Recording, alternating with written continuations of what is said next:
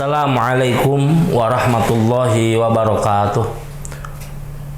Alhamdulillahi rabbil alamin wa bihi nasta'inu ala umuri dunya waddin. Wassalatu wassalamu ala sayyidil mursalin sayyidina wa maulana Muhammadin wa ala alihi wa sahbihi ajmain, amma ba'd.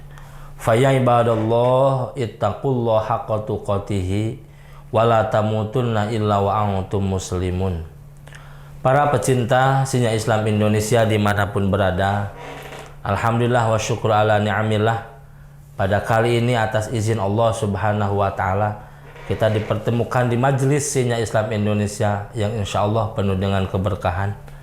Kali ini kita akan membahas hadis nomor ke-39.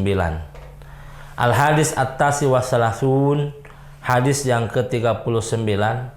An Jabir bin Abdullah qol tafan Nabiyyu sallallahu ala naqatihi al-jad'a wa Abdullah bin Ummi Maktum akhidu bihutamiha yartajizu. Qala fi Majma'iz Zawaid Ratabrani wa rijalu thiqah qultu huwa fis sahih khala dzikr bin Ummi Maktum rajazahu. Qala wa ruwiya an Abdurrahman bin Auf kana yatufu wa rawa an Abdurrahman bin Auf kana yatufu wa yahdu ala khaffain. Qala lahu Umar ma adri ayu a'jab hidauka haula bait aw tawafuka fi khaffaik. Qala qad fa'altu hadza ala ahdi man huwa khairum minka Rasulullah sallallahu falam yim alayya dzalika. Ini Masya Allah, kalau bahasa kita mah gerehan ya. Tegerehan itu tidak sedikit-dikit Rasul melarang, tidak dikit-dikit Rasul apa gitu, tidak. Ini begitu sayangnya Rasul sama umat. Ketika Rasulullah Shallallahu Alaihi Wasallam tawaf di Baitullah, Rasul tawaf naik unta. Wa Abdullah bin Maktum akhidu bi khatamiha, itu untanya itu dituntun, diambil kendalinya oleh Abdullah bin Maktum. Rasul tawaf, untanya digerakkan, dijalankan oleh Abdullah bin Maktum.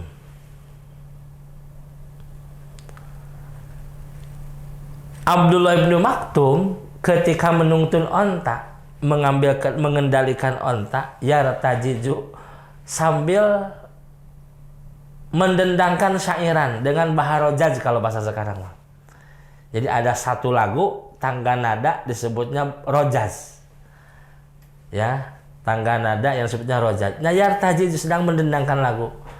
Jadi Rasul tawaf dengan doanya Rasul salam, Abdullah bin Maktum, ya, Abdullah bin Ummi Maktum menuntun onta, dia sambil berlagu. Qala fi Majma'iz Zawaid. Nah, kemudian dan Rasul tidak melarang Ibnu Maktum. Rasul tidak melarang, hai Ibnu Maktum, Abdul Maktum, kan saya sedang tawaf. Kamu jangan bernyanyi seperti itu. Tidak melarang, biarkan Rasul tawaf dengan doanya. Ibnu Maktum menuntun onta. Karena mungkin kesal nuntun onta, ya. Abdul Maktum tidak dalam kondisi ihram dan dia pun tidak ikut tawaf sunnah, hanya sebagai nuntun onta berkhidmat kepada Rasulullah Shallallahu Alaihi Wasallam. Maka mungkin dia menghilangkan kejenuhannya sambil mendendangkan satu lagu, gitu. Rasul tidak melarang. Ini Abdurrahman, rawa an Abdurrahman bin Auf, kana yatufu, dia sedang tawaf. An Abdurrahman bin Auf kana yatufu wa huwa yahdu ala khafain. Dia bertawaf, kemudian dia bernyanyi ala khafain, pakai dua khuf. Faqala Umar ma adri ayyuha a'jaba hidauka haula bait aw tawafaka bi. Apa yang membuat aku kaget kepadamu? Ini sedang tawaf, sedang tawaf, kamu pakai dua khuf. Khuf itu dua sepatu yang terbuat dari kulit yang menutupi mata kaki. Kemudian sambil yahdu itu ya mengungkapkan syairan-syairan tentang kecintaan kepada Allah dan cinta pada Rasulullah SAW. Itu disindir oleh Sayyidina Umar. Kaget loh saya, kamu tahu kok begitu sih gitu kan ya. Kaget loh, kamu tahu kok begitu, udah pakai sendal lagi, kemudian kamu malah mendendangkan lagu lagi yang memuji Allah dan Rasulnya. Maka kata siapa? Kata Abdurrahman, qad fa'altu hadza ala ahdi man huwa khairum minka. Rasulullah SAW. Karena Sayyidina Umar menyindir Abdurrahman bin Auf dengan bahasa tadi, kaget saya tuh. Kamu tahu kok begitu gitu kan? Dengan sindiran itu, menyindir tapi pedas dan menusuk, mungkin begitulah. Abdurrahman bin Auf pun tidak menerima disindir oleh Sayyidina Umar. Maka kata Abdurrahman bin Auf dibalas dengan sindiran lagi. Aku telah mengerjakan ini pada waktu masih adanya orang yang terbaik dan terhebat daripada kamu, itu Rasulullah SAW. Maksudnya dulu juga saya tawaf seperti ini tidak di ngapa-ngapain sama Rasulullah. Lo kamu usil banget gitu masa kita mungkin ya. Lo kamu usil banget lah gitu. Masya Allah. Allah ya Rahman ya Rahim. Palam yaib alayya dzalika. Rasul tidak pernah melarang saya, biasa saja Rasul. Lo kamu usil banget lah gitu. Mungkin seperti itu. Rawahu Abu Ya'la illa anna fihi Asim bin Abdullah bin Ubaidillah wa dhaif. Inta qultu wa ma hadza fa inna hadis Jabir qablau yushhidu lahu. Nah, ini jelas yang bisa diambil dua pelajaran dari sini. Yang pertama, begitu tinggi sifat rahim dan hilimnya Rasul. Kasih sayang dan hilimnya Rasul kepada umat begitu tinggi. Kalau bahasa Sunda mah henteu abongkena Rasul asapang Rasul nak. Henteu abongkena Nabi asapang Nabi nak, teh kitu Rasul mah. Teh kitu. Begitu dikedepankan sifat rahim, begitu dikedepankan sifat hilim Rasul kepada umat. Maka Sayyidina Umar yang tegas, kaget saya. Kata Rasul, saya mengerjakan ini bukan hari ini. Waktu ada Rasul pun saya seperti ini. Dan Rasul tidak pernah melarang saya. Masya Allah. Luar biasa. Satu itu. Yang kita bisa petik, begitu rahim, rahmatnya Rasul, sayangnya kepada umat. Dan begitu hilimnya Rasul kepada umat, luar biasa. Masya Allah. Ya Rahman ya Rahim. Nah, yang kedua, tawaf itu tidak usah baca. Yang penting kalau tawaf sunat, niat saja. Begitu sampai Hajar Aswad, niat. Nawaitu an atufa lillata. Niat saya tawaf sunat karena Allah Ta'ala. Sudah, keliling Ka'bah 7 putaran, beres. Ada bacaan, ya bacaan memanfaatkan momen ketika kita mengintai Ka'bah, berzikir sama Allah dengan bacaan-bacaan yang ditentukan oleh para ulama, oleh Rasulullah, yang dicontohkan oleh Rasulullah, dan yang dicontohkan oleh para ulama salafus sholih terdahulu. Masya Allah ya Rahman ya Rahim. Makanya beda dengan sholat. Kalau sholat mah tidak boleh ngomong. Ya, salat mah tidak boleh ngomong. Kalau tawaf boleh ngomong, ngobrol pun boleh. Cuman kurang adab, kurang etika. Al hadis al arbaun, hadis yang ke-40. Rawab Ibnu Hibban an Ibnu Umar anna Nabi sallallahu alaihi wasallam qol li Abi Bakar mata tutiru. Masya Allah nih.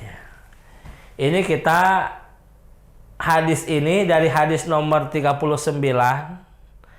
Sudah diarahkan oleh musannif dengan memuat hadis-hadis toleransi Rasulullah SAW.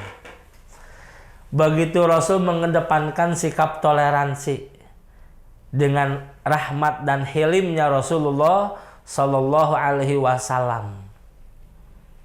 Maka di hadis yang ke-40 pun kita akan melihat begitu hilimnya Rasul, sayangnya Rasul kepada umat. Rawa Ibnu Hibban an Ibni Umar anna Nabi sallallahu alaihi wasallam qala li Abi Bakar, mata tutiru? Kapan kamu witir? Qala utiru summa anam. Rasul berkata kepada wahai Abu Bakar, kapan kamu mengerjakan sholat witir? Ini pertanyaan dari Rasulullah kepada Bakar. Kata Abu Bakar, utiru summa anam. Saya witir kemudian saya tidur. Berarti kapan? Abu Bakar witirnya sholat isya. Sehabis sholat isya, ba'da isya. Sehabis ba'da isya, witir. Diakhiri sholat witir. Sehabis witir, summa anam. Kemudian Abu Bakar Siddiq tidur.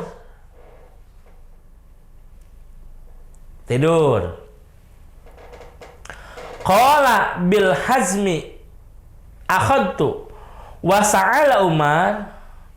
Kemudian ini pertanyaan lagi Rasul pada Umar. Mata tutiru? Hai Umar, kapan kamu witir? Kata Umar, anamu summa aqumu fa'utiru. Aku tidur, bangun dan aku salat witir. Jadi Umar menjadikan sholat witir itu adalah penutup sholat malam dan dilaksanakan di akhir malam. Isra Umar.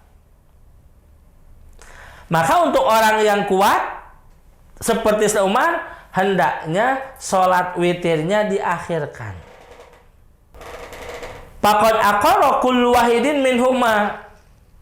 Dan Rasulullah SAW menetapkan kebiasaan dua sahabat ini antara Abu Bakar dan Umar ditetapkan sebagai rujukan. Ma'annal maklum anna fi'lan nabi al-witru fi akhiril lail. Bahwasanya maklum yang kita ketahui bahwasanya Rasulullah SAW mengerjakan witir itu di akhir malam. Wa ba'da tahajjudihi, setelah tahajudnya Rasulullah Sallallahu Alaihi Wasallam. Jadi begini, pertanyaan Rasulullah kepada Abu Bakar itu adalah takrir bahwa kebiasaan Abu Bakar bisa dijadikan hujjah hukum. Dan pertanyaan Rasulullah kepada Umar itu takrir bahwasanya kebiasaan Umar itu bisa dijadikan hujjah hukum. Yang padahal Rasulullah SAW sendiri mengerjakan sholat witirnya adalah di akhir malam. Rasul tidur, bangun tidur, tahajud, baru akhiri sholatnya dengan witir. Itu kebiasaan Rasulullah Sallallahu Alaihi Wasallam. Tapi kan tidak setiap manusia punya karakter sekuat Sayyidina Umar. Ada manusia yang lemah seperti Abu Bakar Siddiq. Contoh saya lah. Kalau saya mengikuti Abu Bakar Sayyidina Umar, aduh kayaknya siangnya capek, ngantuk. Lagi ngajar santri, ngantuk. Lagi naik motor, ngantuk. Lagi takut, alasan kurang tidur. Ya takutnya seperti itu. Maka untuk orang lemah seperti saya, lebih cenderung mengambil kebiasaan Abu Bakar Siddiq dalam witir. Salat Isya, habis salat Isya, salat ba'da Isya, habis salat ba'da Isya, baru salat witir. Tidur, bangun tidur, ada waktu belum subuh, salat tahajud. Gitu. Loh kalau gitu mah berarti modal bertentangan dengan hadis. Mana hadis? Ij'alu akhiru sholatikum bil witri. Jadikanlah akhir sholat kamu witir. Itu witir adalah penutup sholat malam. Betul itu hadis. Jadikanlah witir itu adalah sebagai penutup sholat malam kamu. Akan tetapi kalau seperti itu berarti membutuhkan malam yang panjang untuk sholat. Contoh bangun jam 2. Kan kita tidak bisa langsung wudhu bangun jam 2 teh. Harus ke air dulu. Mohon maaf, kadang-kadang kita buang berak dulu. Buang pipis dulu. Kan kita wudhu. Kadang bari lulunu gitu kan. Masih kayak dalam kondisi ngantuk ya, wudhu bari lulunu kan. Dalam kondisi ngantuk. Nah seperti itu. Sholat sudah siang, pekerjaan banyak. Nah kan nanti gimana juga. Nah kalau begitu maka ambillah pola Abu Bakar Siddiq. Isya, kok ba'da isya baru witir. Tidur, bangun tidur, menjelang subuh ada waktu mungkin sekitar 20 menit sholat tahajud. Sholat tahajud baru satu berjamaah. Masya Allah. Ini adalah kebiasaan Abu Bakar Siddiq. Kenapa? Karena ikhtiyat Abu Bakar Siddiq. Ikhtiyat sama merasa lemah. Takut gak bisa kalau bangun malam-malam nih. Takut gak bisa kalau bangun malam-malam, maka saya udah lebih baik witirnya diawalkan saja. Nanti bangun malam ada waktu sisa menjelang subuh, baru saya tahajud. Sayyidina Umar yang gagahnya kuat, badannya kuat gagah. Saya bisa. Wow, Sayyidina Umar. Maka dia salat isya, ba'da isya, tidur, bangun, tahajud, salat witir. Karena kuat Sayyidina Umar mah. Badannya pun kekar. Mungkin jarang masuk angin gitu. Kalau kita makan kurang tidur, minta dikerokin sama istri karena mudah masuk angin. Aduh, Masya Allah ya Rahman ya Rahim. Allah. Ya, daripada dijadikan alasan witir tidak, lebih baik ngikuti Abu Bakar Siddiq. Begitu rahmatan lil alamin ya Rasulullah sallallahu alaihi wasallam. Kebiasaan Abu Bakar Siddiq dijadikan hujah. Nih untuk orang-orang lemah ikuti Abu Bakar Siddiq. Nih untuk orang-orang yang kuat ikuti Sayyidina Umar. Masya Allah. Al-Hadis Al-Wahid wal Arba'un, hadis yang ke-41. Ahraja Ahmad wa Abu Dawud wa Daruqutni wa awradahul Bukhari ta'liqan wa Ibnu Hibban wal Hakim an Ibnu Umar al-Asi annahu lamma bu'isa fi ghazwati dzati salasil qal ihtalamtu fi lailatin baridatin syadidatil barad fa asfaqtu ini tasaltu an ahlaka patayammamu thumma sallaitu bi ashabi salata subhi falamma qaddimna ala Rasulillah sallallahu alaihi wasallam dzakaru lahu dzalika faqala ya Umar sallaita bi ashabika wa anta junub faqultu dzakartu qala Allah ta'ala wa la taqtulu anfusakum innallaha kana bikum rahima patayammamtu wa sallaitu fadhahaka Rasulullah sallam walam yaqul syai'an fadhahaka Rasul wa sukutuhu khairu dalil ala ridha wa taswib li'annahu la yuqirru ahadan alal batil. Masya Allah ya Rahman, hebatnya Rasulullah sallam insyaallah. Ini hadis Ahmad dan Abu Daud dan Daruqutni telah mendatangkan pada Imam Bukhari ta'liq dari Ibnu Hibban dan Hakim dari Umar bin As lamma bu'isa fi ghazwati dzati salasil ketika diutus di perang Dzatus Salasil maka ihtalamtu Umar bin As ini mimpi basah. Ihtalamtu jauh dari istri mungkin ya. Jauh dari istri mimpi basah. Ya, fi lailatin baratin. Mimpi basah di malam yang sangat dingin, musim dingin lagi. Masya Allah ya Rahman ya Rahim. Sudah mah memang malam dingin, ini mah musim dingin. Musim dingin di malam yang sangat dingin. Masya Allah. Ihtilam lagi. Kadang-kadang menyebalkan. hal yang tidak mau. Masya Allah, ihtilam lagi, mimpi basah. Pilatin baridatin syadidatin albarud. Paspak tuh, aduh, gimana nih? Aduh, ya Allah, mimpi basah harus mandi lagi. Musim dingin, malam dingin luar biasa. Maka ini tas satu, kalau saya mandi, bangun malam mandi di musim dingin, wah, bahaya, saya sakit kayaknya langsung saya. Batuk, pilek, flu lagi. Kalau mungkin sekarang diperiksa takut corona mungkin. Batuk, pilek, wah pasti itu mah panas, demam. Wah, ahlaka. Bahaya nih. Kalau saya mandi akan membahayakan tubuh saya. Nah udahlah. Daripada saya mandi kemudian saya malah jadi jatuh sakit, patayamam tuh. Mandi besarnya diganti dengan tayamum. Kan tayamum mah nggak usah pakai air. Terus gimana sih tayamum mandi besar gugulitikan jika hayam? Bukan.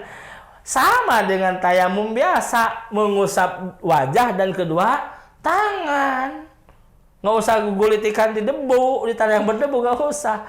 Ngusap wajah sama kedua tangan itu apa namanya? Tayamum sebagai ganti daripada adus mandi besar. Berita itu heboh di kalangan sahabat. Wah, Umar bin As mimpi basah malam. Terus subuhnya tidak mungkin mandi. Wah, kalau mandi bahaya. Terus gimana tuh?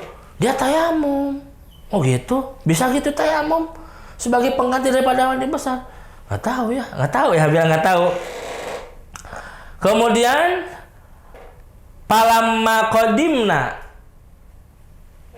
ala Rasulullah, ketika Umar bin As mendatangi Rasulullah SAW, zakaru lahu dzalika, para sahabat yang mengetahui kejadian Umar bin As menceritakan kepada Rasulullah SAW, ya Rasulullah, itu Umar bin As pada waktu perang Dzatus Salasil, kan itu musim dingin.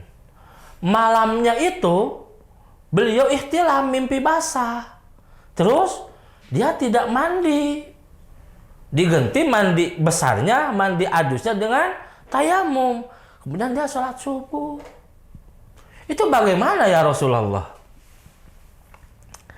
Maka ketika Umar bin As datang ke sana, Rasul bertanya kepada siapa? Kepada Umar bin As.